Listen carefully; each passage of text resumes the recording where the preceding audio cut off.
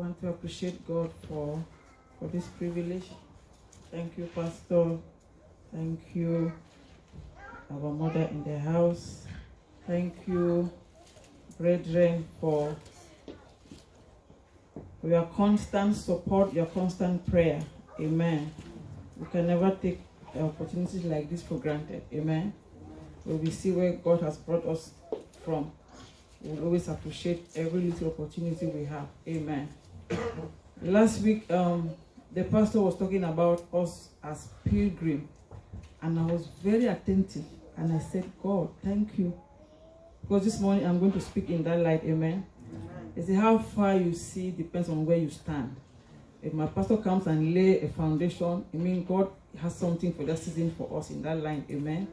And from the opening scripture this morning to the singing, everything is just aligned. So don't miss out this morning. Amen. Yeah, this morning our anchor scripture is going to be Psalms 121. The title of our message this morning is God our Helper. Amen. As simple as it is, we're going to look at how and why God has to help us in this journey. As a pilgrim, you are on a journey. Pastor said we are on a mission. You know where I come from, an elderly person can see a child passing. He says, hello, please, can you do this for me? Can you run me this errand? This journey we're talking about today is not just some random person. It's the creator of the universe. Amen. So I said our anchor scripture is Psalms 121.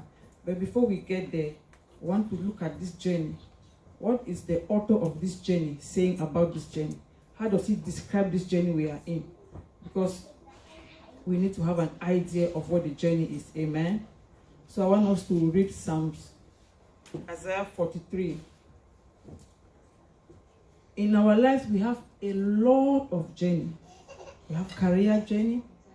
We have marital journey. Tonight, Pastor and the first lady were talking about marital journey. We have financial journey. This church is on a journey for the past 4 years. It's 4 years today since the boss of this church started traveling. It's 4 years now. Am I right, Pastor? About 4 years. So we have different journey, all embedded in this main journey, our spiritual journey. And the unfortunate thing is that this main journey, it has only 2 destinations. In our career, we can change. I met one guy, he said, my sister, do you want to do nursing? I'm like, I've not thought about that. I did something. He said, I also did something. I did this in India. When I came here, I did this. He said, but what I've been having so far, what I had so far was not good enough, so I had to do nursing. So our career journey can change. We can change the navigation, the trajectory at any time. But this other journey, whether you are sitting or you are standing or you are walking, you must arrive. 2 destinations, heaven or hell. So what is the author of this journey saying about this journey? Isaiah 43. He says, he who created you and I, he who formed us, said, don't be afraid. For I have redeemed you. I have saved you. I have rescued you. I call you by name. You are mine. That's somebody who has assigned you. He's letting you know that he is in charge. He has every control. He has everything under his control. And the first description of the journey, he says, when you walk through, verse 2, when you pass through the waters, I look at the waters, it has an S. It has S. Through the waters, I will be with you. When you pass through the rivers, then I look at water. Water is something that when you get immersed in, you feel suffocated. You feel like you are dying. One time we went to the beach in Australia. I don't know how to swim. I got into the water. I was sinking. When I got out, it was very interesting. These are situations that it will choke you like you are dying. And then he mentions waters and rivers. It means that they will not be of the same magnitude, but they will have the same effect. It can be a big challenge, it can be a small one, but you feel like you are dying. It's choking you and you can't breathe. Verse 3, verse B of that verse 2 of C says, when you walk through the fire, before he gets there, he said, they will not sweep over you. Then I'm looking as short as I am. I'm very close to the ground. What can cause me to lose balance? It means that anything that will cause me to lose balance, I can't protect myself. I can't defend it. I was not able to see it. If I'm going down these stairs and I fall, it means it's because I did not see this break here. I did not see that one. So I was not able to protect myself or to deviate away. So there are some things, there are some waters, some situations that you will not see. You will lose balance and they will be able to sweep over you. You see, they will not be, they will not sweep over you. So they will be there.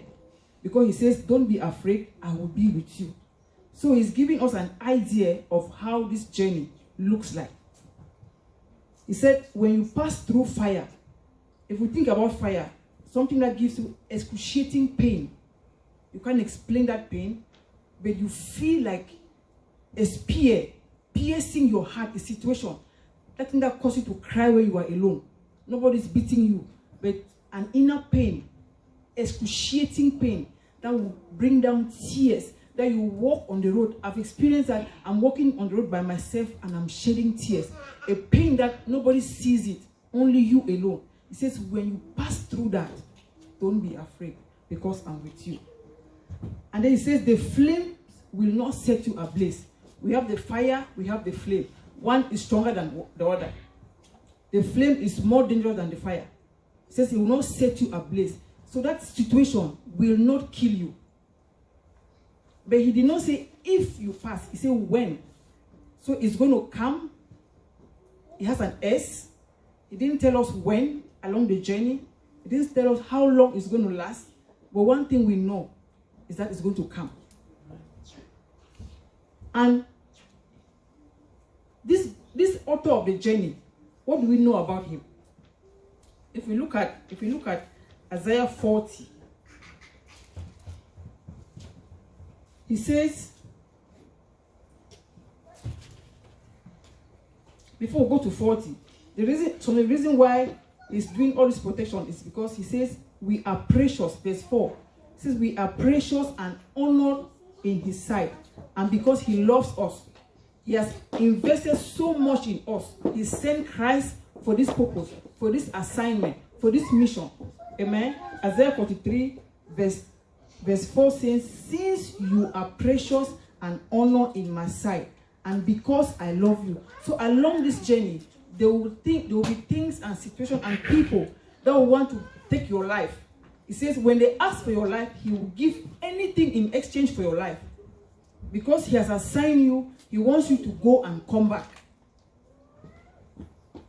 If you look at Isaiah 40, who this author of this journey is.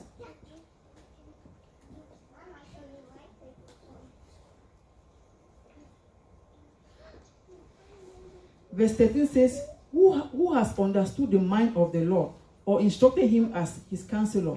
Who did the Lord consult to enlighten him, or who taught him the right way?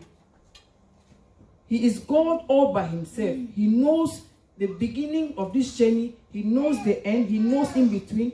And says, surely the nations are like a drop in a bucket. All this earth with 7.8 billion people, he describes it as a drop in a bucket. He says, if they put them on a scale, it's going to be like fine dust, small particle of dust. That's to show us how big, how majestic, how mighty he is. And he is the author of this journey we are talking about. Say, to whom then will you compare him? When they were singing today, I was just following those songs. We're talking about how great God is, how we have overcome, how the mountains we have overcome. I'm like, God, there is something you want to pass across this morning. I pray that the people will catch it. Because if we follow the songs from the opening scripture, when we pass, though I walk through the valley of the shadow of the dead, the Lord is Psalm 23 verse 1. The Lord is my shepherd. Who is a shepherd? Somebody who directs the way. So it's all telling us, he wants to remind us, this thing we have heard them before. He wants to remind us that the journey we are into it involves a fierce battle.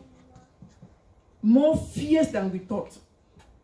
For the creator of the heaven, of the universe, to tell us that, to tell you that he is there. He is there. He is there. Why is he there? Why? What is the reason? He says, to whom can we compare him to? So he sits above the circle of the earth, and his people are like grasshopper. He stretches out the heavens like a canopy and spread them out like a tent to live in. To whom can you compare him to? Say, lift your eyes and look to the heavens, who created all these things. He who brings out the starry hosts one by one and calls them by name. Because of his great power and mighty strength, no one is missing. He has that power enough that he can just stand there and close his eyes and say, all is well. He has that power. But because the gift of God is irrevocable, when the fallen angels came down from heaven, they came down with the power that he gave them, the authority, and they're exercising it in this journey.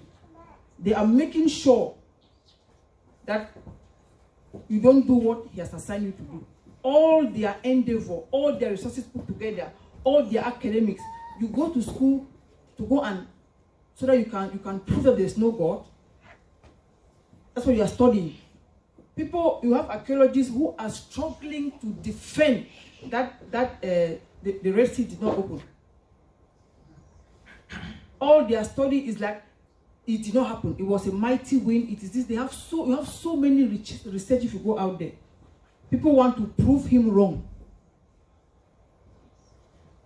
This morning he is emphasizing that journey. That journey is a difficult one. And because he is the one who has assigned us, because he is the one who is the author, he says in Isaiah 43 verse 13, says, no one can deliver out of my hand. When I act, who can reverse it? It means that there are people who are struggling to do that. In verse 18 and 19, he says, that 43, he says, now, see, I'm doing a new thing. Now it will spring up. Don't you perceive it? I will make a way in the desert. So in this journey, there will come a point in time where you feel like you have come to the end. Because you don't know what is ahead. You don't know the way. He says he will make a way. He will even cause water to flow in the desert. He will do it in a way that people will see and know that this is the hand of the Lord. He is the one who has assigned us. And he is giving us an idea of how mountainous this journey is. Of how slippery this journey is how rugged this journey is. He's giving us that foreknowledge because we need our help. We need his help. That's why this morning the title is God our Helper. Like a leader, like a parent in the house, you give birth to a child. All you have in your mind is that that child will grow up one day. But from the first day to the day that that child will become dependent, or the day you think that child will not need your help anymore, it's going to be rough. It's going to be rough.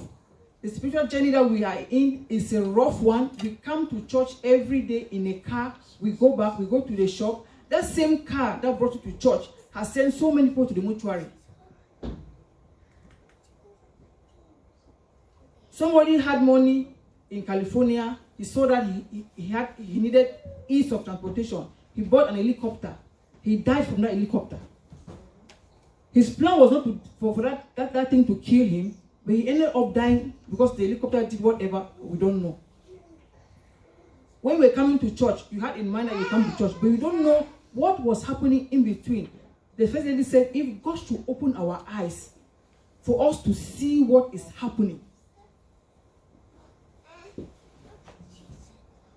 That's how dangerous this journey is. And this morning, if for some reason you lose track that somebody sent you, somebody has assigned you, somebody has invested in you, because he says you are precious, you are honored in his sight, he loves you, he has given you all it takes for the journey, and if for some reason you have lost consciousness that you are walking on somebody's schedule, we want us to sit up this morning. We have heard all these things, But God wants to remind us that this journey you are into, it has only 2 destinations. If you decide that you will not walk, you just stand, you will still get back. Because he has sent you on an errand, you're going to come back. It's not like people go to school and, oh, this school is difficult, I'll just leave it. This marriage is difficult, I'm no longer interested. This job is in America, people change job every day. But this morning, this journey we are into, you and I, it has only 2 destinations. It's either heaven or hell. Last week, Pastor said, if you are on this kind of a journey, on this kind of a mission, you need a particular mindset. Yes. All of us will say that we need that mindset. So we'll go to our anchor scripture this morning, which is Psalms 121.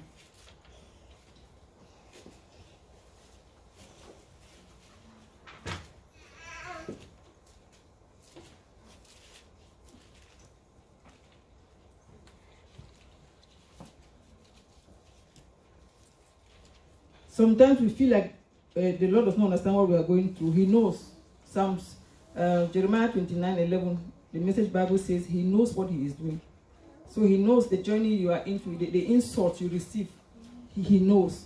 The disgrace you encounter every day, he's aware. The disrespect, the misunderstanding. Pastor, in the journey of this church, the misunderstanding that is going on, or is this something somebody does not understand you, God is aware. God knows. If I say something and you don't understand me, all those things is part of the journey. The ignorance that people are portraying, the neglect, the things we neglect, God knows all those things. The selfishness we show, the greed. So Psalms 121 this morning is among one of the Psalms of Ascent, the pilgrim Psalms. Those who left their hometown, they were going to Jerusalem, to the temple, to go and pray. Jerusalem is a very hilly area. So as they were going, when you are walking, there's a tendency for you to look ahead. So each time they look ahead of them, what they will see mountains. They will see mountains. And then the mountains, I asked myself, were they so frightening that they asked themselves, would I look up to this mountain? There's some things that want to exalt themselves in our lives. Like this 2020 is a journey that began in January 1st.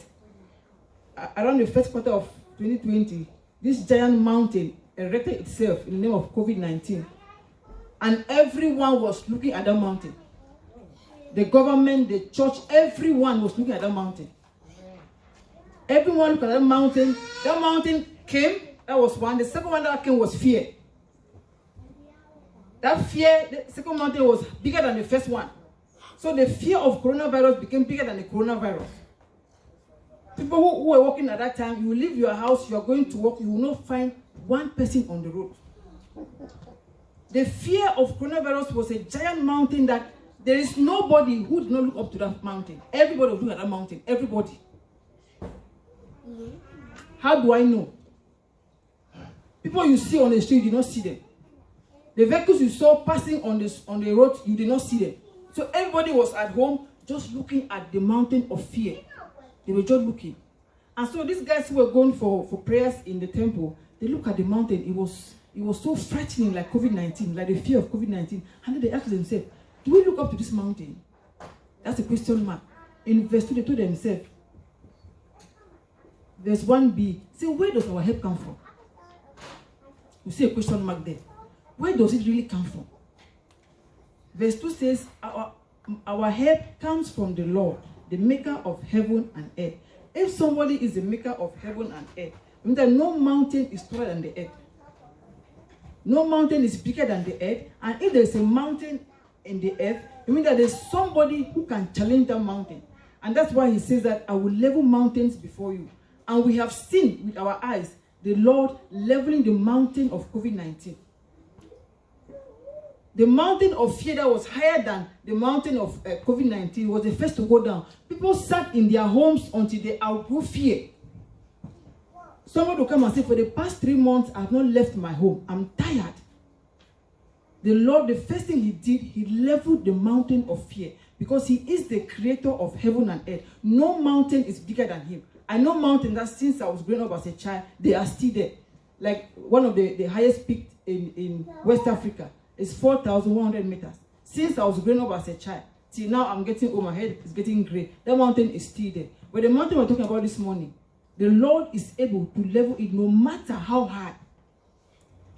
No matter how high the mountain is, because he is the creator of heaven and earth. And everything in this earth and therein and every other thing, all, they are subject to him. They are subject to change. That's why when Jonah ran away for the missionary work, he just ordered, he looked at the ocean, the sea, he ordered them. He said, you fish, stand here. Wind and waves, stand here. If I say 1, 2, everybody take action. You saw the water start overshadowing, like they take away the boat. Everybody was attentive when he said 1, at the count of 3, down. 3, 2, 1. Everybody was on action.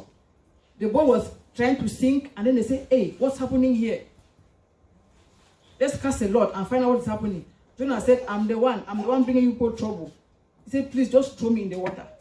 He did not know that the author of heaven and earth is already on duty, because he's always on duty. We know about ships in America. He's always on his ship. He is never absent. He never caused because of sickness. Once he said, okay, everybody into action. Jonah thought he was free. They sent him in water. He landed in the belly of a big fish, a whale. The author of the heaven and earth was in charge. He is in charge. He has ever been in charge. He is still in charge even today. So he carried him nicely to the shore. And while he was in that belly of the fish, that 3 days, he came back and started confessing. This morning, a mountain has kept you away from God's assignment. Something has kept you away. That mountain is not bigger than God. That is why we need him as our helper. As we go down through this Psalms, those who are going to the mountain, to Jerusalem, they told themselves that we will not look at this mountain. If we look at this mountain, we will not go to the temple. We will not go. If you look at the challenge in your life, this journey will be more difficult than the Lord has made it to be. So this morning, he's encouraging us. He's reminding us, we are aware, that let's look above the mountain. Let us lift our eyes above those mountains, those situations that are suffocating us, that are choking us, that makes us feel like we have come to the end of the road. He says he's going to make a way where there seems to be no way. Verse 3 says, he will not let your foot slip as you are walking. The other day, pastor said, if God is saying something, if he mentions a word or a scenario once, twice, we should pay attention. There's something you want to say. In this scripture, from verse 1 to verse 8, if he's using keep or watch, it's like 4 times.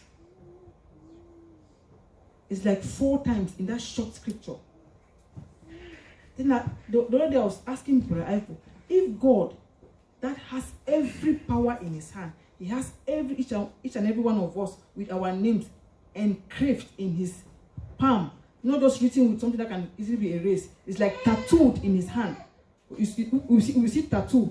They don't come off easily. They don't even come off. That's how our names are boldly printed in the hands of the Lord. He says he has to be awake. He will not let our foot sleep. He who watches us, he will not slumber. At times, we sit in church here, only small night shift for 8 hours. The pastor is preaching, we are sleeping. But this is somebody, the person who sends you on this journey, he says he does not sleep. He does not take a minute off to do, say, let me just rest my head. We don't want to encourage ourselves to sleep, so let me rest my head a little bit. He will not do that. Then I ask, so how difficult can this journey be? That he has to be there. He is not sleeping. His eyes are open. He says, indeed, verse 4, he who watches over you will neither slumber nor sleep. In verse 3 it says, he who watches over you will not slumber. Verse 4, he who watches over you will neither slumber nor sleep. God is active 24 hours in a day, watching. All of us knows what it means to watch. We see children coming here, we see their parents watching them just to make sure they are not hurt. Think about somebody who has to watch 7 billion people in this planet Earth. Say he who watches over you, verse 4, is talking about watching. Please, brethren, don't take your life for granted. You are acting on a stage, and the person who sends you, he knows how long your script will last. He knows that it is hard. He knows, he has given us a description. He says you meet those things. He says, but those things, they will not destroy you if and only if you lift your eyes above those things and look up to him, because he is aware. Verse 6 says, the sun will not harm you by day. In the afternoon, in the morning, during the day, everybody needs sun. They need sun to preserve some things. I know my dad will always preserve meat by drying them under the sun. You apply salt and dry them. Can stay like the next 6 months. Sun will give light to plants to produce photosynthesis that we need oxygen. Sun will give us illumination. Then I begin to look that this same sun is able to destroy us. These same things that we look after, these same things that we go after, they are good. But he's saying this morning that they can destroy us. They can destroy us. I remember I was part of a group going for field trip. We went for field trip. One student died. And the vice chancellor said they should stop going for field trip. The head of the department said, if you have an accident on the road, another vehicle has to carry you from that scene. You get another vehicle to go to the hospital. So you can't stop using a vehicle because he had an accident. See, if we have to stop students from going for field work, we will close down the department, because there are some courses that you can learn in the lab and in the classroom, that's okay. Not geology. You have to go to the field. And if a student died in the field, it's not enough reason for us to close down or to stop field work. The things we are studying, I was telling the children yesterday that God in his infinite mercy did not allow human beings to control the breathing system, like to control the air we are breathing. Because he looked at the scientists still in his plan. So these scientists, they can be very dangerous. The same lab that produces cure for malaria, the same lab that has produced all the things people are saying they have produced that can kill somebody in 1 second. The same lab that produces medication, the same lab that produces bomb. The things we are looking for, they are good, they are nice. Those same things, he says they can harm us. The car that took to the church this morning, that same car took somebody to the mortuary. And he says he is ready to protect us from those things. We don't even know them. We don't know them. We have no idea of those things. All we know is that, I got up this morning. In the night, I got up, my hand was paining. You don't even know. We watch films, we see how somebody come and put a chemical on somebody's door and it's invisible. The moment you cross that chemical, you become paralyzed. That's how the spiritual world works. They do something in the spiritual world and you are affected physically. You don't even see it. This morning, he says, let us be aware that this journey he has sent us, we are going to come back. And it's a difficult one. It says the moon, the sun will not harm you by day, nor the moon by night. So every good thing, he said too much of anything is what? Too much of anything, no matter how good it is. We have the phones. If you go to the phones, you can either be a good person or a bad person, depending on what you want from that phone. That's how the moon that gives us light in the night has other aspects that can harm us. The good things that we are seeking, the Lord says it's not as good as we think. That if he's not watching, if he's not keeping, those same things can destroy us. We saw how people eat themselves out of weight. And before you know it, they have some terminal sickness. Because they had money. They could afford those things. So they had them in excess. You end up having a lot of other complications because of your money. And God is saying that he is there to keep. He is there to watch. He is there to protect. Verse 7 says, he will keep you from all harm. It's not only the ones you're looking for. It's not only the ones that come beside you. There are other harm surrounding us. In our job site, at our home, you said, okay, I will not go anywhere. I want to avoid car accident. You sit at home. You get up in the morning, you see an environment that was full of houses. The houses have collapsed. Say, nowhere is safe. Say, I will keep you from all harm. All. He who watches over your life, he is still watching from verse 3 to verse 7. God is watching, God is watching, God is watching, God is watching, he is keeping, he is protecting. And we are taking the journey for granted. One of the Psalms of the Ascent, 124, when they finally make it up to the mountain, they said, child, if it had not been the Lord. If you look at your life, where he's brought you from, you can only exclaim, if it had not been the Lord. I remember during the COVID-19, someone would come to where I'm working and they would stand a distance like that. They saw me like a container of COVID-19. And someone would stand far away. They want to come near you because they feel like because you attend to so many people, you must have COVID-19. Then I stand here today after going through tests like two times and it's negative. And then I say, if it had not been the Lord. If it had not been the Lord. Amen. God is that powerful. He is that mighty. And then verse 8 says, he watch over your coming and going. When we look at this verse, we always think about us living in the morning and coming back. I want us to see this morning that from the day he gave birth to you, you were going. He sent you. So he is watching from that day. And like I said, we are coming back. Whether you are moving, whether you are standing, return is sure. You must come back. You must come back. There's no other argument. And it's only two destinations. My sister, am I clear enough? Am I too fast? Okay, thank you. We have to return. Somebody got up in the morning. He formed you. He created you. He saved you. He gave you a name because he loves you, because you are honored to him. He says he will give anyone anything they want in exchange of your life. Your life is so precious to God. And he says he is there to watch you during the day. He is watching during the night. As he has sent you, he is watching. He will keep you from all harm. That's why he says, I will level mountains. I will straighten crooked paths. I will fill every dark hole. Because he knows the way. He knows this journey we are into. But we don't know.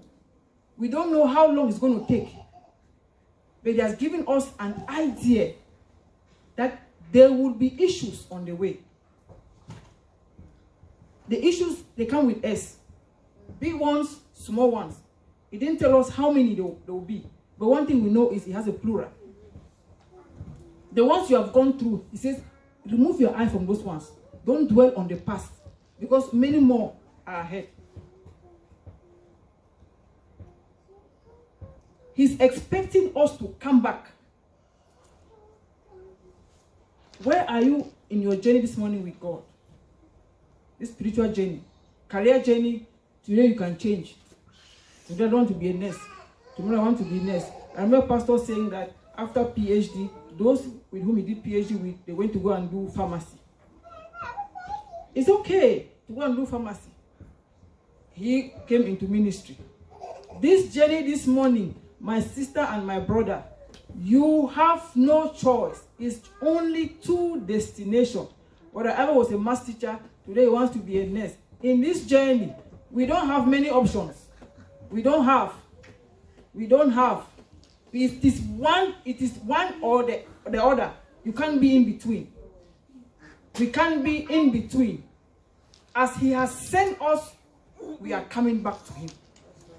We are not only coming back, he's expecting us to come back with a report because he sent you on an errand, he sent you on an assignment. You are coming back with a report. Amen. He says he will provide, he He will make waters in the wilderness. So as you are traveling, you will be thirsty. You will need company. You will need something that will encourage you to move on. He calls them refreshing points. That's why he gives us beautiful careers. He gives us beautiful cars. I love Auntie Flo's car. It looks very comfortable. That's why he gives you that car. So you get up in the morning, you can come to church early. He gives you beautiful houses, beautiful husband, beautiful children. So that as you are journeying, you have people you communicate with. You have people you reason together. He gives you beautiful company like this church. When we came to the US, it was a powerful journey.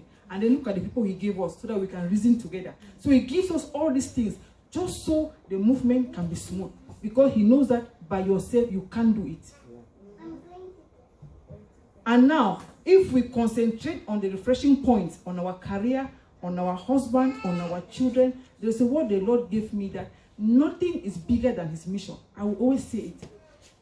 And I have an assignment to always remind somebody that you are on a journey. I have so many things the Lord has taught me that I've written down about this journey issue. I didn't even know that there was a book called The Pilgrim's Book. When I heard that, I said, oh, I need to look for that book. Because I sat in my house, and the Lord is showing me all these things, And I'm like, how do I keep telling people? How do I keep reminding people that as you are like this, you're on somebody's script, you're on somebody's schedule, you're on somebody's agenda. Somebody's waiting for you. And he has given you all that is required to go on this journey, because he expects a feedback. The career he has given us, everything he has given us is just so that our movement is made easy. Not because it's not going to be light. He has said it. When you go through fire, you go through water, you go through river, the flame, the fire. But then he says, I am with you. Amen. I am with you. This morning, the Lord says, lift your eyes above the mountains, because he is God of the mountain.